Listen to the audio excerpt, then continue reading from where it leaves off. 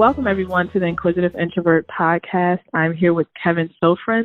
Kevin is a very busy guy, but he and I actually connected on Instagram. I had made a post about Flint, Michigan. It was the 5th anniversary, and I had previously donated water bottles, and Kevin commented and said there's a different way of doing things. So we've had previous conversations about clean water and the work he's doing in the space. So I wanted to have him on my podcast to sort of talk about those things. So Kevin, just sort of, I guess, give us a rundown of how you got sort of invested in being a sort of a clean water advocate and activist and some of the work that you're doing.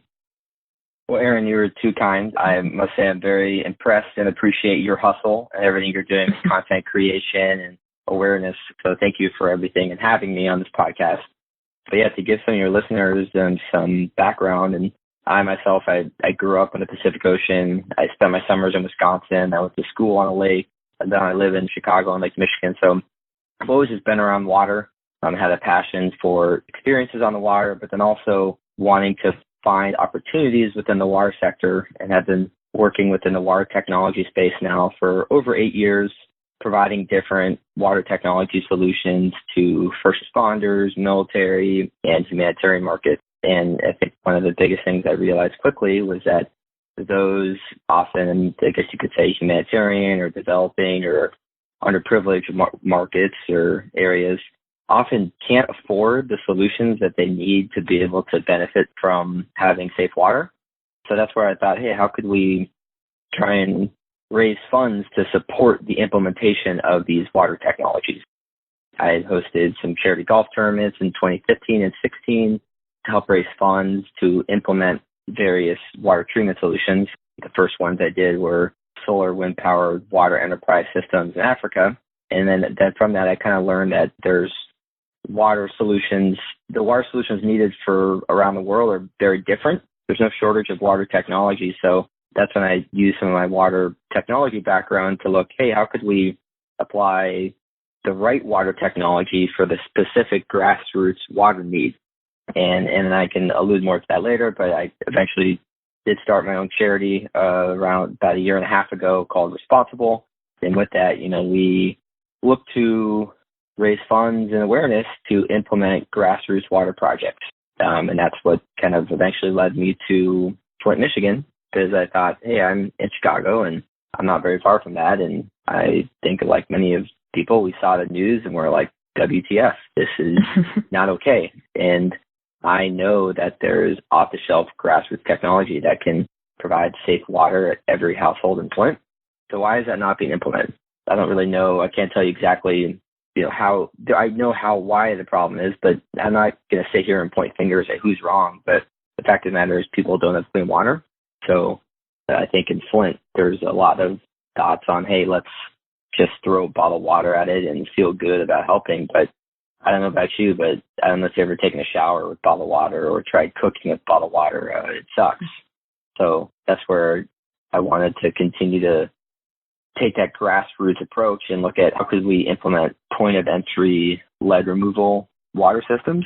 And that's kind of been my newest mission with my life and other partners I'm working with on how can we take proven off-the-shelf technology that's affordable, not a cheap Band-Aid fix, that can allow houses, community centers, churches all to have safe drinking water at the point of entry within their household.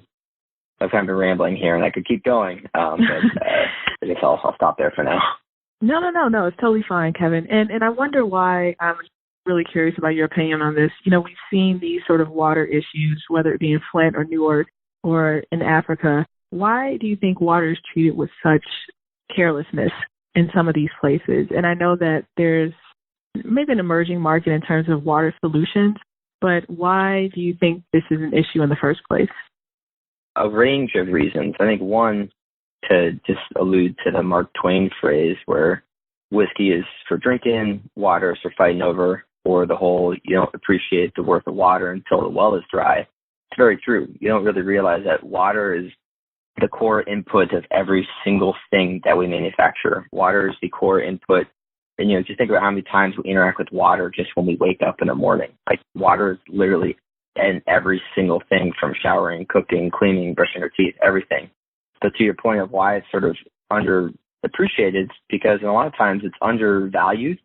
People don't really realize that, at least in North America, that it takes a lot of money to take, extract, distribute, treat, and kind of ensure safe water at your tap. And no doubt Flint and Newark have some serious issues, but there is a cost to operating Flint and Newark's water systems. And the operators were put in some hard decisions, and they did make some very bad decisions on cutting costs, but they were also put in the bind based on water rates and maintenance costs. And so they obviously cut corners that they shouldn't have. But however, I think a lot of people, this comes back to people undervalue the actual worth of water. And it kind of ties in, is water a human right or is it an economic good? The fact of the matter is it's both. Water, I do believe, is something that each and every human in this world deserves. But the fact of the matter is there is a cost to that, no matter what way you look at it. And in this world, there's no such thing as a free lunch.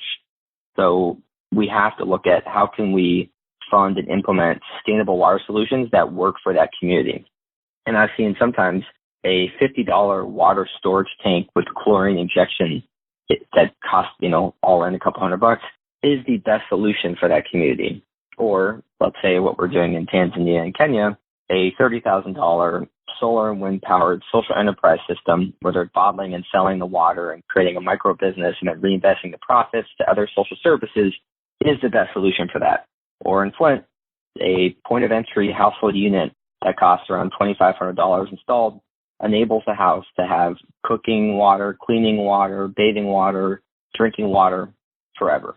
And I think that's, for me, my biggest thing I'm pushing towards is getting people away from trying to just think, oh, I'm helping someone and here's like a little straw you can drink out of, or here's a little filter you can use, or here's a bottle of water.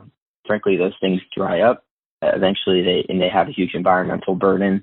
So I think my big focus is trying to move towards more expensive but sustainable, and in a sense affordable when you look at the long-term return on investment, water solutions that are very much reverse engineered for the grassroots community.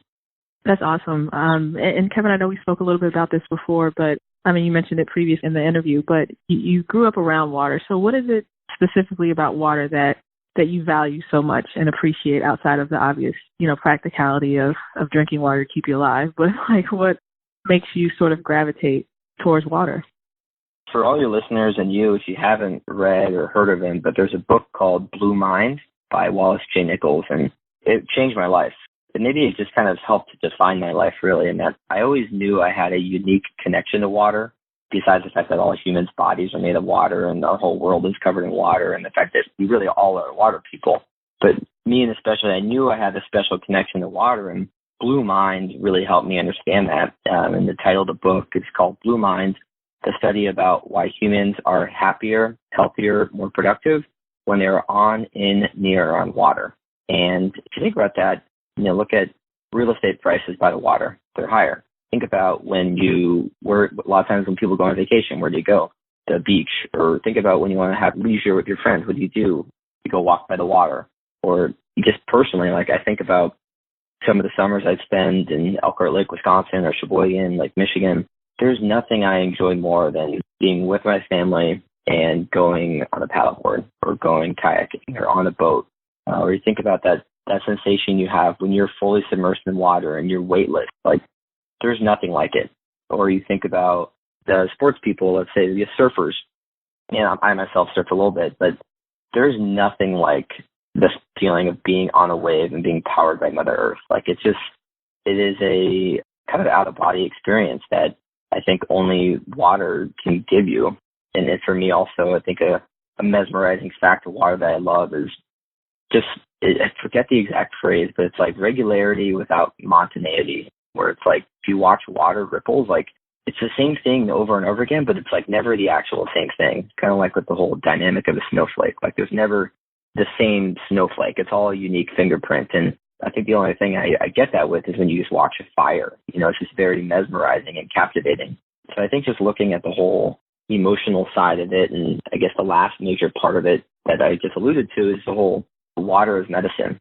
A lot of times people look to opioids or different types of drugs to get their escape, but heck, there's no better medicine than just going and doing a water activity. And you see some really cool therapeutic rehab efforts that are using kayak therapy, fishing therapy, surfing therapy with people that are recovering from PTSD or people with autism. There's scientific evidence that there's like really tangible results. And to me, that's just like so exciting because it's like, hey, we don't need to spend all this money on opioids. You can just use water experiences to improve various health problems. And so I think that's something that ties in with me. I use water as my own medicine, but then also looking at the other advantages that water offers from more than just like a economic or a water quality or water quantity discussion. And Kevin, I know you and I are both fans of Gary Vaynerchuk. I think I always mispronounce his last name. But I mentioned that Gary V, I use him a lot to get motivated. I know that you mentioned earlier that you started your own nonprofit, Wristsponsible. What lessons of entrepreneurship that you sort of have learned throughout the process, sort of social enterprise entrepreneurship, and how are you managing that between having a full-time job as well? Yeah, I knew I wanted to start some type of thing on my own. And whether it was a business or charity, I wasn't quite sure. And I had been thinking about my nonprofit, Wristsponsible, probably since early 2014.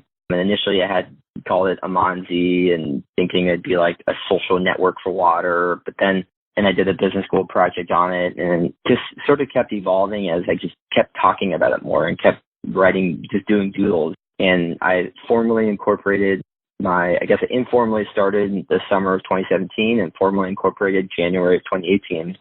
And I think to date, we've raised and contributed about close to $50,000 via kind of selling the artisan craft bands, via using the Wristsponsible brand to help leverage corporate sponsorship to then donate to Flint in Africa. So I think the big thing that Gary V taught me is that, like, just do. Like, heck, I was doodling and thinking about the stuff, and I still do all that. But at the same time, like, I just needed to start. And I think listening to Gary, he kind of helped kick me in the butt. I think, hey, just start talking to people. Try, for anyone, just go and try and sell anything. Like, so as I mentioned with Wristsponsible, we buy and sell artisan craft goods. So I buy bands from artisans, and then I sell them online. And I just use sort of Instagram, Facebook, and just whenever I get a sale online, I'm like, oh my gosh, like someone thought that there was enough value and there was a good story here enough to buy this.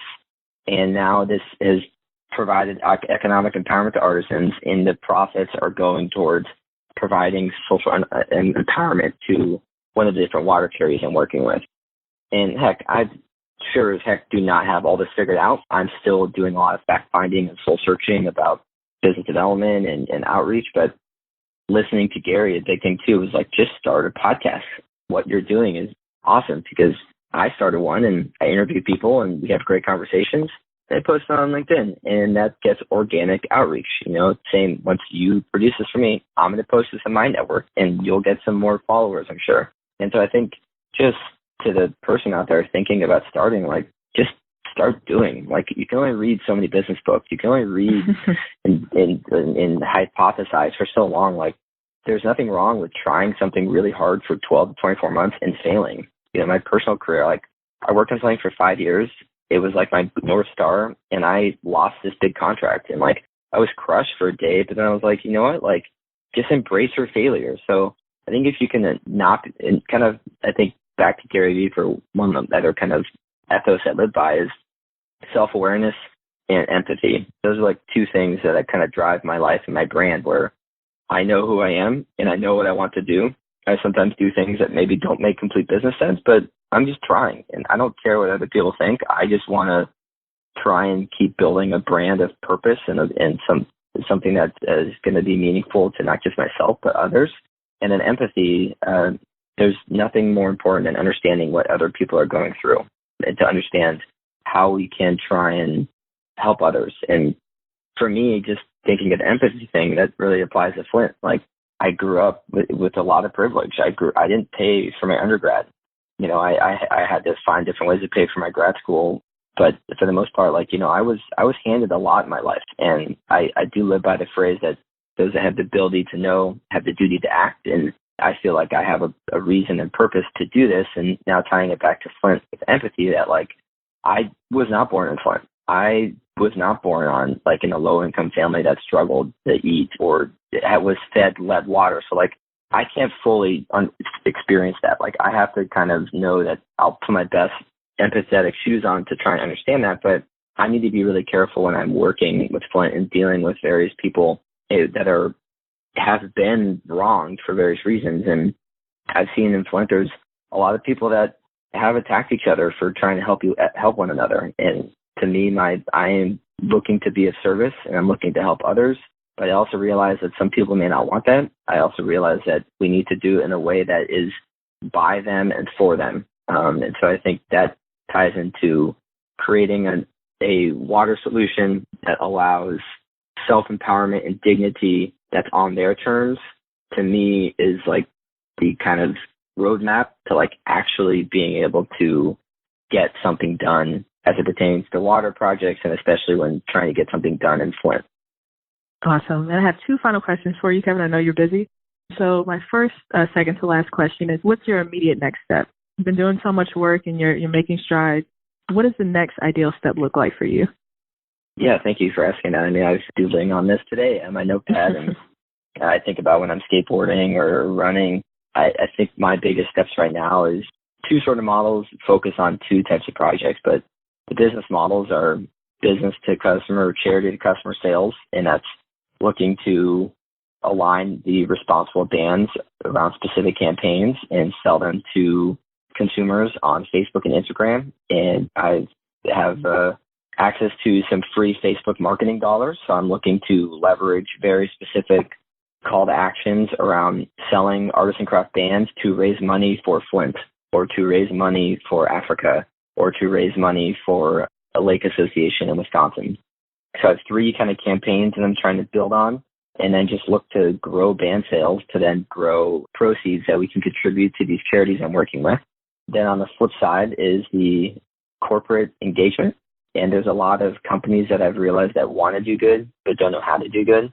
And I've now done one project where I helped a water bottle company do a water project in Africa. And it's sort of for me figuring out what's the kind of the sustainable business model for Wristsponsible look like to be able to like manage this from helping businesses speak to charities, charities speak to business, and see what kind of in-between services I can help with, from content creation and project management and technology validation. Those are kind of all the things that I know I can do. And then I alluded to it before, but I've sort of three main projects I'm focused on. I'll start backwards in terms of kind of like least important, not they're all important, but kind of emphasis, I'm supporting my Lake Association in Wisconsin, Keep Elkhart Blue, Elkhart Lake Improvement Association, and really leveraging the local community up there and tailoring the awareness and fundraising for that. The second is the Tanzania, Kenya water projects, working with H2 Open Doors. And that's just really focused exclusively on social enterprise and aligning with them and working with them closely.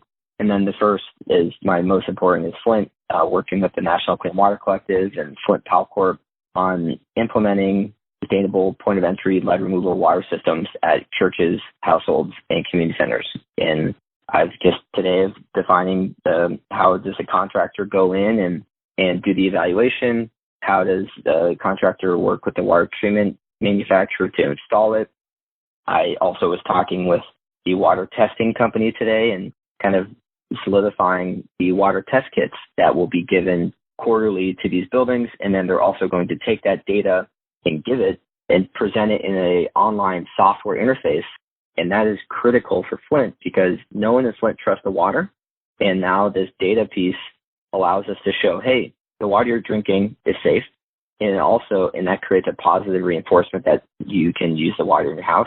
And two, having that data allows me to show to my sponsors and to whomever is investing in these projects that we're actually doing what we say we're doing. And we're not only kind of just talking the talk, but we're walking the walk, and we can prove it. So those kind of business models and those projects are top of mind for me. But as I said earlier, I sure do not have all this figured out.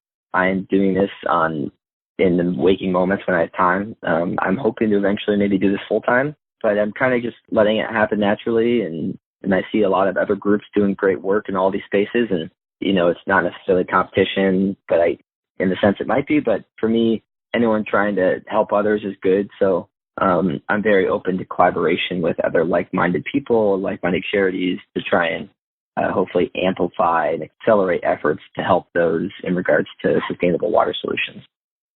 And awesome. You're doing so much, Kevin. I really appreciate it. Thank you so much for being on my podcast. If people want to find you, where can they reach out to you?